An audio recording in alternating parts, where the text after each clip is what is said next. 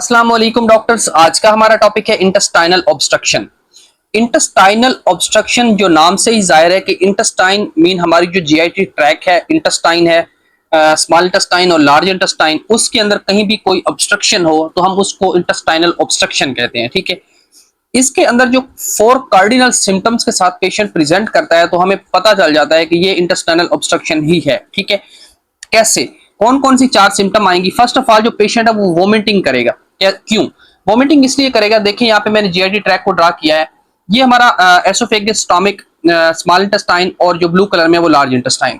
अगर for example मैं यहाँ पे स्मॉल इंटेस्टाइन की ऑब्स्ट्रक्शन कर देता हूँ, यहाँ पे इसको रोक देता हूँ, या आगे मूवमेंट जो फूड की मूवमेंट है उसको मैं रोक देता हूँ, तो क्या होगा? जो भी हम खा रहे होंगे वो सारा का सारा अकामुलेट होना स्टार्ट हो जाएगा, यहाँ पे इकट्ठा हो जाएगा। उसके बाद जो स्मॉल इंटेस्टाइन या ऑब्स्ट्रक्शन से पहले पहले या सारी जगह पे वो इकट्ठा होना स्टार्ट हो जाएगा। ठीक है, जब वो इकट्ठा हो जाएगा तो उसके बाद जब हम और खाएंगे तो वो सारी की सारी एंटी पैरास्टालसिस यानी कि जो वोमिटिंग है उसकी सूरत में हमारे माउथ से बाहर आ जाएगा। ठीक है, आगे मूवमेंट तो हो नहीं रही तो उसने बाहर ही आना है, वापस आना है। ठीक है, तो इस वजह से जो पेशेंट है वो वोमिटिंग के साथ प्रेजेंट करेगा। सेकंड थिंग है कॉन्स्टिपेशन। कॉन्स्टिपेशन क्यों? कॉन्स्टिपेशन इसलिए क्योंकि अगर फॉर एग्जांपल पीछे से और फूड नहीं आएगा तो यहाँ पे ये जो हमारे पास स्टूल यहाँ पे अकामुलेट हुआ है उसको जब तक पीछे से पुश नहीं मिलेगा या और फूड नहीं आएगा और जो डाइजेस्टेड फीसेस है वो नहीं आएंगे तो वो यहाँ से आगे मूव नहीं करेंगे। ठीक है, आगे जो इंटेस्टाइन है वो कंप्लीटली रुक जाएगी, पेरिस्टालसिस रुक जाएगी। पेरिस्टालसिस होता है मूवमेंट ऑफ द जीआईटी, उस मूवमेंट से जो हमारी फूड है वो आगे मूव करती है। तो पेरिस्टालसिस जब रुकी हुई है तो फूड जो है वो आगे मूव नहीं कर रही, तो इस वजह से हमें कॉन्स्टिपेशन मिलेगी। ठीक है, थर्ड थिंग एब्डोमिनल पेन होगा। पेन क्यों होगा? क्योंकि यहाँ पे जब बहुत ज्यादा जीआईटी का कंटेंट जो है एक जगह पे इकट्ठा होकर रुका हुआ है तो उस वजह से हमें पेन फील होना स्टार्ट हो जाएगा। फिर है एब्डोमिनल डिस्टेंशन, क्योंकि आपको पता है यहाँ पे जो स्टोमक है, स्टोमक के अंदर बहुत ज्यादा फूड इकट्ठा होना स्टार्ट हो गया है। जो first part of small intestine है यहाँ पे बहुत ज्यादा इकट्ठा हो रहा है फूड, तो ये जो हमारा एब्डोमिन है ये बहुत ज्यादा डिस्टेंड होना स्टार्ट हो जाएगा, बढ़ना स्टार्ट हो जाएगा। उसकी रीजन क्या होगी? उसकी रीजन ये होगी कि हमारे पास जो फूड के कंटेंट्स हैं वो जीआईटी ट्रैक में इकट्ठे हो रहे हैं और वो आगे मूव नहीं कर रहे हैं। ठीक है, इस वजह से हमें एब्डोमिनल डिस्टेंशन मिलेगी। ठीक है, देन नेक्स्ट है हमारे पास क्लासिफिकेशन। क्लासिफिकेशन के अंदर हमारे पास 2 टाइप्स के अंदर इसको डिवाइड किया जाता है इंटेस्टाइनल ऑब्स्ट्रक्शन को। एक है हमारे पास प्रेजेंटिंग क्लासिफिकेशन और एक है इटियोलॉजिकल क्लासिफिकेशन। जो हमारे पास प्रेजेंटिंग क्लासिफिकेशन है इसके अंदर कौन कौन सी चीजें आती हैं? देखें, पेशेंट जो प्रेजेंट कर रहा है और किस कंडीशन के साथ प्रेजेंट कर रहा है उसको हम कहेंगे प्रेजेंटिंग क्लासिफिकेशन। इटियोलॉजिकल क्लासिफिकेशन में इस तरह है कि जो पेशेंट इंटेस्टाइनल ऑब्स्ट्रक्शन के साथ आ रहा है उसकी कौन कौन सी काजेस हैं, उन काजेस को डिवाइड किया जाता है, उसकी क्लासिफाई किया जाता है, उसको हम फर्दर डिस्कस करते हैं। ठीक है, तो देखें एक्यूट जो कंडीशन है ना, पेशेंट जो है वो प्रेजेंट करेगा एक्यूट कंडीशन के साथ।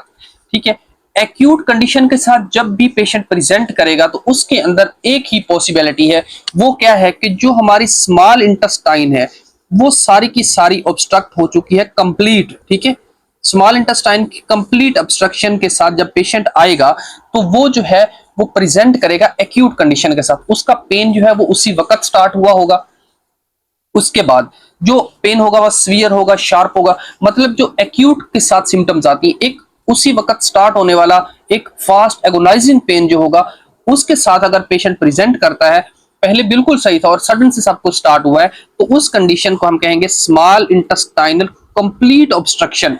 This is acute presentation of intestinal obstruction. ठीक है, एक्यूट प्रेजेंटेशन जहां भी होगी वो हम कहेंगे this is intestinal obstruction of small intestine. ठीक है, फिर सेकंड है सब एक्यूट। सब एक्यूट का क्या मतलब होता है? सब एक्यूट का मतलब होता है कि जो इंटेस्टाइन है, स्मॉल इंटेस्टाइन है, वो कंप्लीट ऑब्स्ट्रक्ट नहीं हुई, उसका कुछ हिस्सा जो है वो ऑब्स्ट्रक्ट हुआ है। ठीक है, फॉर एग्जांपल देखें, यहाँ पे मैंने बताया था कि जो कंप्लीट ऑब्स्ट्रक्शन है वो तो यहाँ से जो रेड कलर में जहां तक ये पूरी की पूरी जो स्मॉल इंटेस्टाइन ड्रा की हुई है सारी की सारी ऑब्स्ट्रक्ट हो जाएगी। या सेकंड जो सब एक्यूट है उसके अंदर कोई एक पार्शियल, कोई एक पैच जो होगा वो डिस्ट्रॉय होगा, ये सॉरी जो है हमारे पास ऑब्स्ट्रक्ट होगा, तो उस कंडीशन के अंदर हम इस कंडीशन को कहेंगे दिस इज अ सब एक्यूट कंडीशन। क्लियर?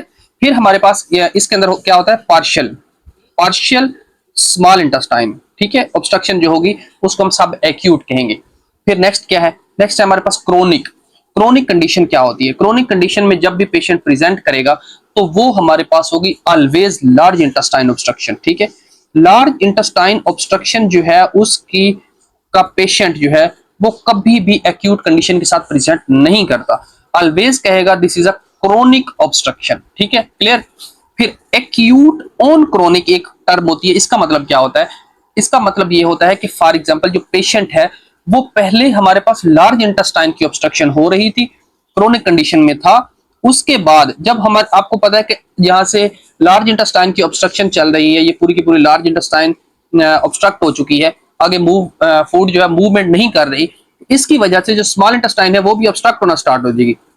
जब स्मॉल इंटेस्टाइन ऑब्स्ट्रक्ट हो क्रोनिक कंडीशन के बाद या लार्ज इंटेस्टाइन की ऑब्स्ट्रक्शन के बाद स्मॉल इंटेस्टाइन ऑब्स्ट्रक्ट हो जाए तो इस कंडीशन को हम कहते हैं this is a acute on chronic. ठीक है, फर्स्ट जो है वो लार्ज इंटेस्टाइन होगी, ठीक है, लार्ज इंटेस्टाइन की ऑब्स्ट्रक्शन होगी, देन हमारे पास क्या होगी, स्मॉल की, स्मॉल इंटेस्टाइन ऑब्स्ट्रक्शन जो होगी वो उसके बाद होगी। ठीक है, तो इसको हम कहेंगे एक्यूट ऑन क्रोनिक। क्लियर हो गया।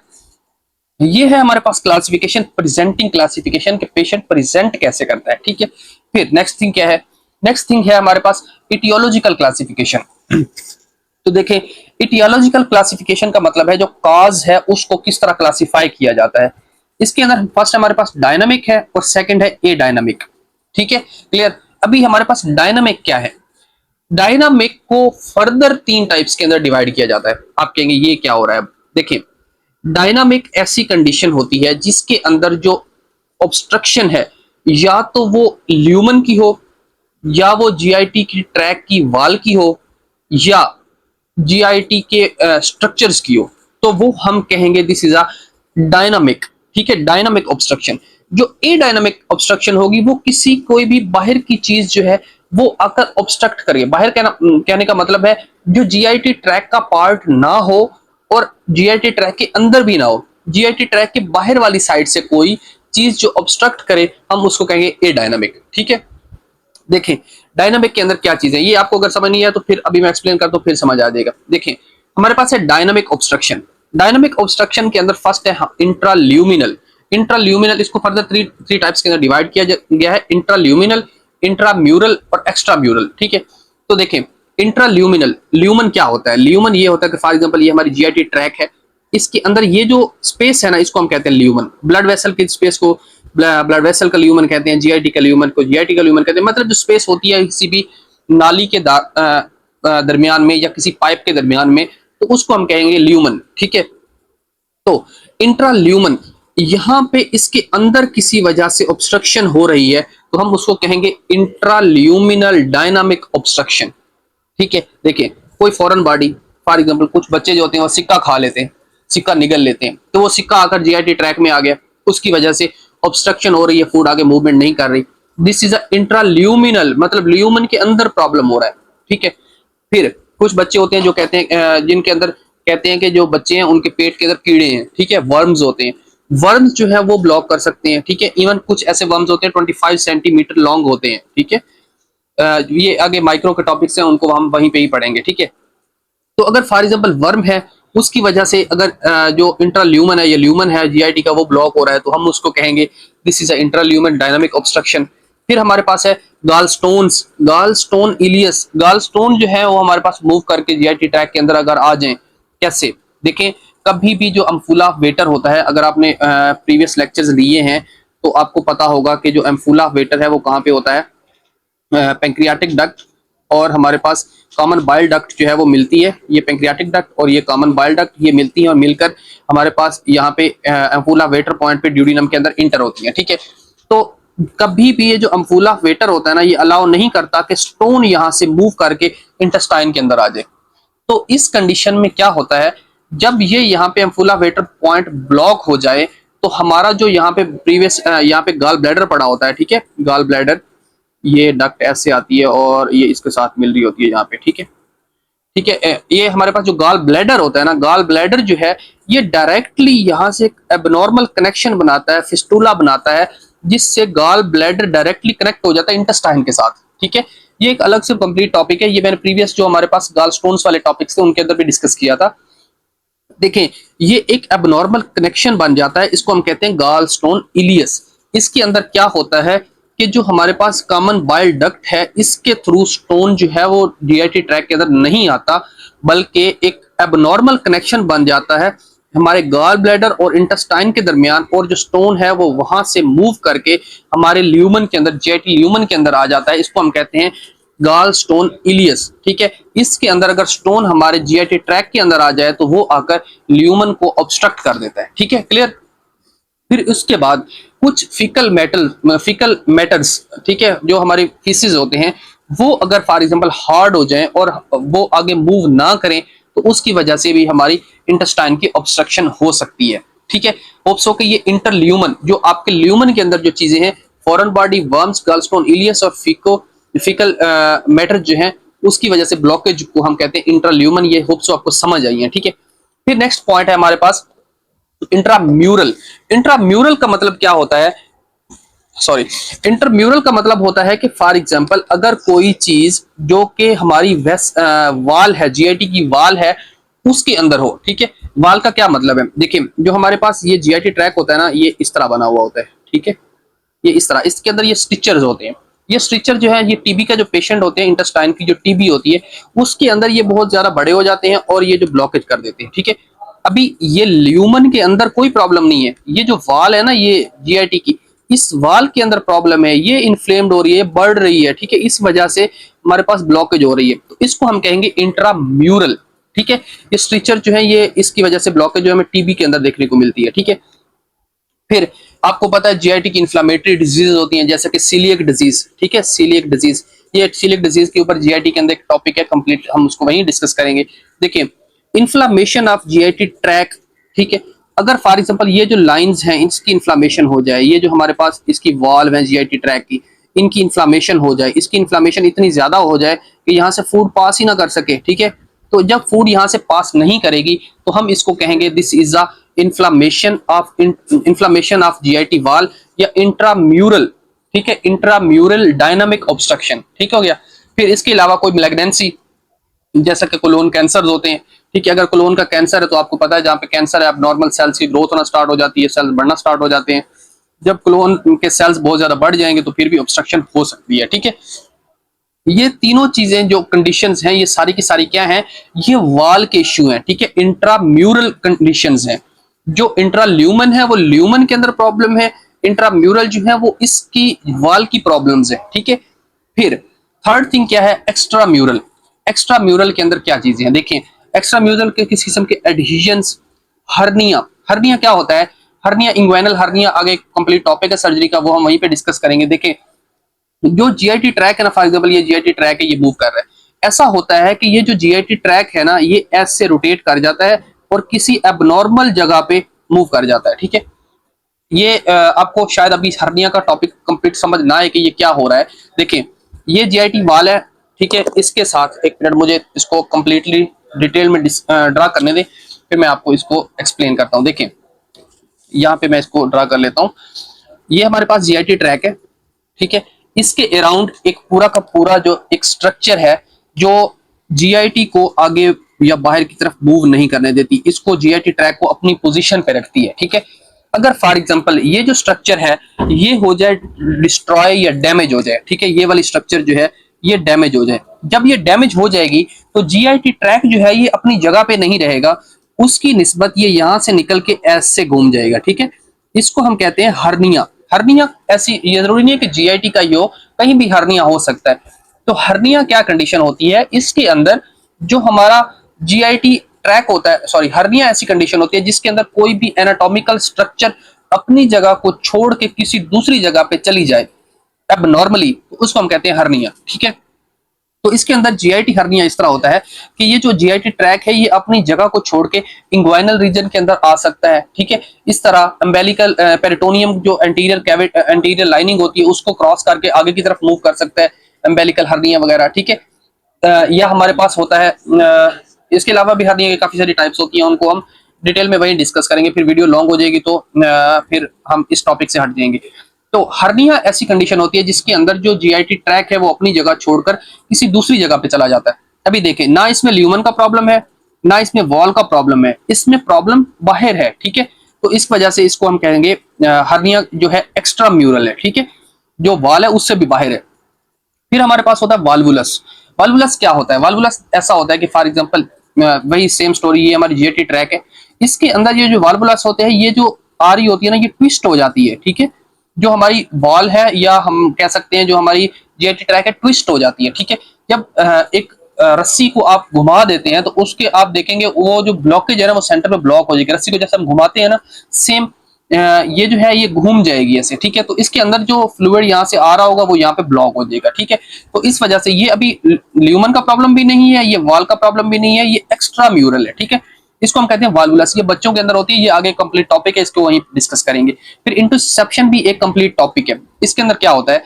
इसके अंदर ऐसा होता है कि ये जीआईटी ट्रैक सिंपल आ रही है, ये ऐसे फूलेगी, और जो दूसरा पार्ट है ना वो ऐसे अंदर घुस जाएगा ऐसे, ठीक है।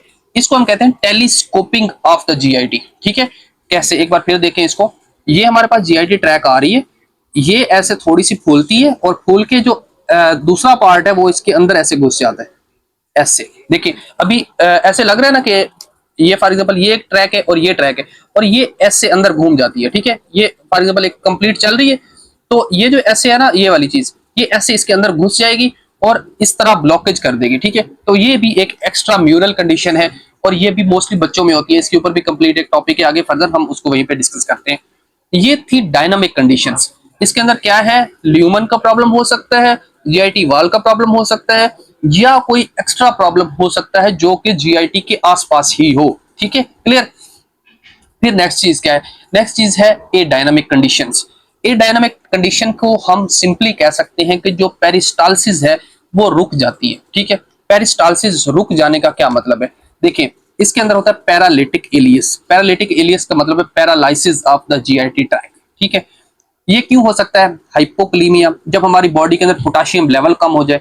जब बॉडी के अंदर पोटाशियम का लेवल कम होता है तो उस कंडीशन को हम कहते हैं हाइपोकलीमिया। जब हाइपोकलीमिया होता है, बेसिकली जो हमारे पास पोटाशियम होता है, ये हेल्प करता है जो हमारी पेरिस्टालसिस मूवमेंट है उसके अंदर, ठीक है। अगर for example calcium level, potassium level ही पूरा नहीं होगा तो उस वजह से हमारे पास जो पेरिस्टालसिस है वो आगे प्रॉपर मूव नहीं करेगी, ठीक है। फिर इसके बाद पोस्ट ऑपरेटिव, जो पेशेंट है वो उसका ऑपरेशन हुआ है, ठीक है, सर्जरी हुई है, तो उसके अंदर जो सर्जन है उसने बाई मिस्टेक उसकी कोई नर्व को कट कर दिया है, उस वजह से हमारे पास हो सकता है। उसके बाद peritonitis, inflammation of peritoneum, peritoneal cavity. जब पेरिटोनियल कैविटी की इन्फ्लामेशन हो जाती है तो हमारे पास, जब इन्फ्लामेशन हो जाती है पेरिटोनियम की, तो उसमें क्या होता है? उसमें ये होता है कि जो हमारी जीआईटी ट्रैक है उसको प्रॉपर स्पेस नहीं मिलती मूवमेंट के लिए या पेरिस्टालसिस के लिए, ठीक है। उसके अलावा यूरेमिया हो सकता है, हेमरेज हो सकता है, हेमरेज ब्लीडिंग वगैरह हो सकती है, मेसेंटेरिक इन्फार्क्शन हो सकता है, ठीक है। मेसेंटेरिक इन्फार्क्शन मतलब जो उसकी ब्लड सप्लाई है वो रुक जाती है, जिसको हम स्ट्रैंगुलेशन भी कहते हैं। जीआईटी ट्रैक की ब्लड सप्लाई जब रुक जाएगी तो उस कंडीशन के अंदर जो जीआईटी ट्रैक है वो प्रॉपर्ली पेरिस्टालसिस नहीं कर सकेगा, ठीक है। ये थी चंद कंडीशन जो कि एडायनामिक इंटेस्टाइनल ऑब्स्ट्रक्शन के रिलेटेड है। अभी देखें, इसको मैं क्विक सा रिकैप देता हूं और उसके बाद 3 क्वेश्चंस हैं जो कि आपको पता होने चाहिए, ठीक है। देखें, first of all intestinal obstruction की बात की तो इसके अंदर 4 कार्डिनल सिम्टम के साथ पेशेंट प्रेजेंट करेगा। अगर फॉर एग्जांपल एक पेशेंट आपके पास प्रेजेंट करता है, कहता है वोमिटिंग है, कॉन्स्टिपेशन है, एब्डोमिनल पेन है और एब्डोमिनल डिस्टेंशन है, तो ये क्या कंडीशन होगी? तो आपने कहना है दिस इज इंटेस्टाइनल ऑब्स्ट्रक्शन। फिर उसके बाद एक पेशेंट प्रेजेंट करता है जो कि आपके पास एक्यूट कंडीशन है, सब एक्यूट, क्रोनिक और एक्यूट और क्रोनिक, ये आप इजीली पिक कर लोगे, ठीक है। उसके बाद इटियोलॉजिकल क्लासिफिकेशन के अंदर फॉर एग्जांपल एक पेशेंट आके कहता है कि उसकी सर्जरी हुई है कुछ देर पहले और उसको अब वोमिटिंग हो रही है, कॉन्स्टिपेशन हो रही है, एब्डोमिनल पेन हो रहा है, एब्डोमिनल डिस्टेंशन हो रही है, हाइपोक्लीमिया हो रहा है, ठीक है। और उसके बाद कह रहा है बाउल साउंड जो है जिनको हम बोरगनी साउंड कहते हैं, ठीक है, बोरगनी साउंड्स। आपने कभी खाली पेट हो ना तो पेट से जो आवाजें आती हैं, ठीक है, उसको हम कहते हैं बोरगनी साउंड्स, ठीक है। तो ये बोरगनी साउंड्स वो कहता है कि एब्सेंट है। क्वेश्चन को दोबारा सुने। फॉर एग्जांपल वो कहता है कि एक पेशेंट है, वो प्रेजेंट करती है, उसकी कुछ देर पहले सर्जरी हुई है, वोमिटिंग हो रही है, कॉन्स्टिपेशन हो रही है, एब्डोमिनल पेन हो रहा है, एब्डोमिनल डिस्टेंशन हो रही है, हाइपोकलीमिया हो रहा है और उसके अलावा बोरगनी साउंड्स जो है वो एब्सेंट है। तो आप क्या कहेंगे कि ये क्या कंडीशन है? आप कहेंगे this is a dynamic condition, a dynamic intestinal obstruction. क्यों? क्योंकि एक में आपने बात की इसके अंदर सर्जरी हुई है, ठीक है, सर्जरी वाली पेशेंट जो क्वेश्चन है उसके अंदर सर्जरी बताई हुई है और उसके अलावा हाइपोक्लेमिया बताया हुआ है, ठीक है, तो ये ए डायनामिक कंडीशन है। फिर उसके अलावा फॉर एग्जांपल एक पेशेंट आ जाता है, वो कहता है कि जो एक बच्चा है उसने सिक्का निगल लिया है और उसके बाद जो उसकी इंटेस्टाइनल ऑब्स्ट्रक्शन हो रही है, तो वो कौन सी कंडीशन होगी? तो आपने क्या कहना होता है, this is a intraluminal dynamic obstruction, ठीक है। तो ये होप्स हो कि ये सारी चीजें आपको समझ आई, ठीक है। अच्छा, जब ये आपके पास इंटेस्टाइनल ऑब्स्ट्रक्शन का पेशेंट प्रेजेंट करता है, तो आपने इसके अंदर जो है वो 3 क्वेश्चंस सोचने होते हैं। फर्स्ट ऑफ ऑल, जो फर्स्ट क्वेश्चन है वो क्या होगा? देखें, एक पेशेंट आया आपके पास, आपने फर्स्ट ये सोचना है कि जो ऑब्स्ट्रक्शन के साथ पेशेंट आया है वो स्मॉल है, स्मॉल इंटेस्टाइन की ऑब्स्ट्रक्शन है या लार्ज इंटेस्टाइन की ऑब्स्ट्रक्शन है, ठीक है। ये हमें कैसे पता चलेगा? एक तो मैंने पहले भी बात की कि एक्यूट और क्रोनिक से पता चल जाएगा, ठीक है।